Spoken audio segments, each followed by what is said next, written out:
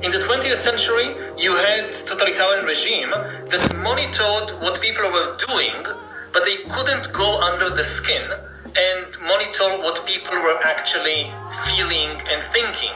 This was absolutely impossible.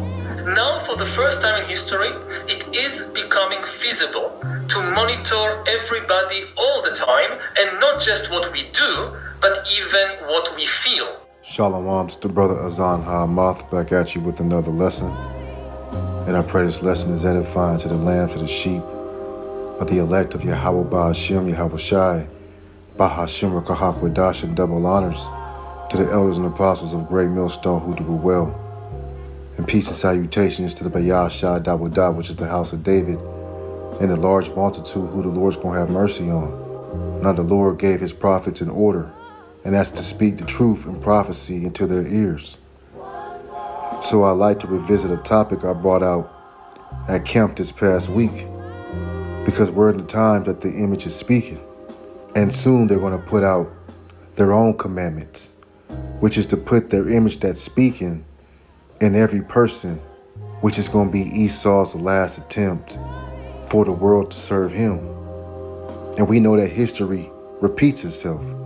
The book of Ecclesiastes 1:9 says, "The thing that hath been, it is which shall be, and that which is done is that which shall be done, and there is no new thing under the sun." You see, so as the kingdom of Babylon is collapsing, prepare your mind for what St. Daniel saw. This is Daniel 3:14. Nebuchadnezzar spake and said unto them, "Is it true, O Shadrach, Meshach, and Abednego? Do not ye serve my gods, nor worship the golden image which I have set up?" You see, and that's proof that the people serve other gods. And the head witch of this world is a god of do as thou wilt, right? This is the vibration that he has taught the world. These are the things, the ways of the heathen, where the Lord warned us not to learn.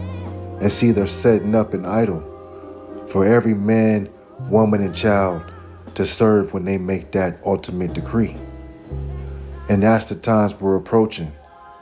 If Jacob's trouble was a test, we are now approaching the final exams, the transition to devices and biometrics and blockchain will be the new golden image. Okay, merging science and the integration of man. The Lord said in the fullness of his sufficiency, he was going to bring this out. But what did our head apostle, Peter the Rock, exclaim? What did he say in the book of Acts, the 5th chapter? Let's get it. This is Acts 5:29. Then Peter and the other apostles answered and said, "We ought to obey Yahweh Ba'Hashem Yahweh Shai rather than men." See, that's the command. Obey the God of Israel and his son, not the God of this world. And right, and we used the example of Shadrach, Meshach, and Abednego when they was in captivity under Nebuchadnezzar. Well, now we are in captivity in Babylon the Great. Those men were examples of the elect. Okay, and so many people are going to assimilate and try to go with the flow when the mark of the beast is rolled out, and every person's going to have to make a decision.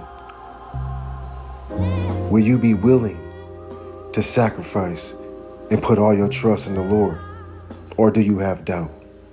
You see, because the elect is going to double down on their faith, like Shadrach, Meshach, and Abednego. Them brothers was thrown in the furnace for their belief, and this is what they said. This is Daniel 3:17. If it be so, our power, Yahweh Ba'Hashem Yahweh Shai, whom we serve, is able to deliver us from the burning fiery furnace, and he will deliver us out of thy hand, O king. You see, they had belief, and we believe that the Lord will deliver us out of the insurrections when they come down in this place. And by denying his mark, we pray our lives will be preserved, because this is the calm before the storm. 2025, we expect more draconian measures. We expect more unjust laws to come down. Martial law to be instituted. Because if you're measuring the times, just look how the world is out of course. And no one has any tangible answers how to live without constant pressure of basic needs. Understand that's all the plan of the enemy, to make people desperate, breaking Americans all the way down, trying to mold you to seek them in their image, coming to them for help. But as the scriptures say, woe to them that go down for Egypt for help. This is Isaiah 44:17. And the residue thereof he maketh a god, even his graven image. He falleth down unto it, and worshipeth it, and prayeth unto it, and saith, deliver me, for thou art my God, heathen would say. But we're telling you as the mouth of the Lord, to you beloved brothers and you beloved daughters of Zion, he's about to bring forth his God in form of an idol, just like Nebuchadnezzar. And we don't need Biggie Smalls to tell you. If you didn't know, now you know. Because if you want to make purchases, buy groceries, be included in society, you're going to be required to put his DNA in you. Okay, and you can't Salakia Adawan Yahweh Bahashim Yahushai if you do that. There is no repenting. He warns any man and woman and child who submits to Satan's idol that your sentence will be the lake of fire. Let's go to Revelations, the 16th chapter. This is Revelation 16:2. And the first went and poured out the vial upon the earth, and there fell a noisome and grievous sore upon the men which had the mark of the beast, and upon them which worshipped his image. And just because it said men doesn't give you women the authority to go out and get this chip and think you're going to get salvation. And people are going to worship this image. They're going to do whatever it takes to be able to take the next breath. But you not knowing every breath that you take is going to be monitored, tested. Your biometrics can get hacked. Whoever takes this device, you've cemented your life into the second death. And are we wrong to warn the flock of the judgments of the Most High? People giving into their fear and the things that you see, having a lack of faith. As men have been set up in this office to teach, I would tell you straight up, it would be the biggest mistake of your life not to fear the Creator when these times come. The Most High can kill the body and spirit. And nobody besides the true believers is really ready for the end of this world. No one's really ready in what comes after life. There is a life after death.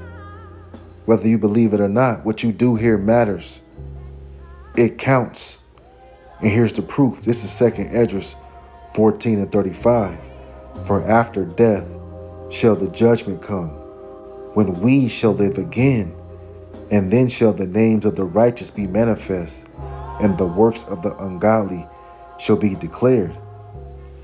And are you willing to stare down that barrel of judgment, playing craps with your life, not wanting to be in order?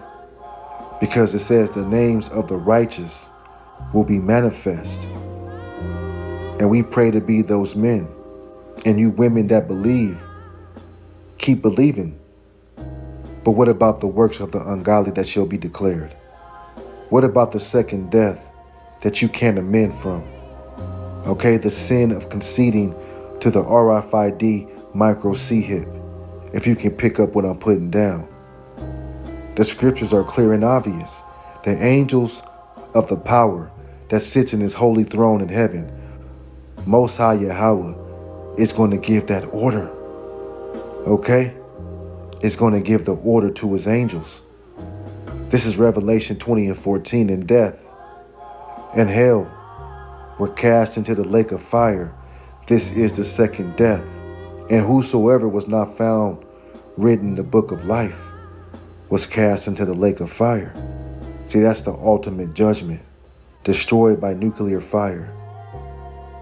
But the Lord is a power of mercy. The 2/3 that's going to be destroyed, those Israelites are going to come back through the elect, pursuant to Romans the 11th chapter. Okay, this is Romans 11 and 26. And so all Israel shall be saved, as it is written, there shall come out of Zion the deliverer, thou shalt turn away ungodliness from Jacob. So he's going to turn away the ungodliness from Jacob. Remember those that had the works of the ungodly? He's going to bring them back. This is part of the mystery. This is part of the promise. This is Romans 11 and 27. For this is my covenant unto them when I shall take away their sins. And that's going to be it. The water, Yahweh Ba'ashem Yahweh Shai, for your promise to your saints. I pray this lesson was edifying to your elect. This is their brother Azan Ha'amath, Wa Wa Shalom.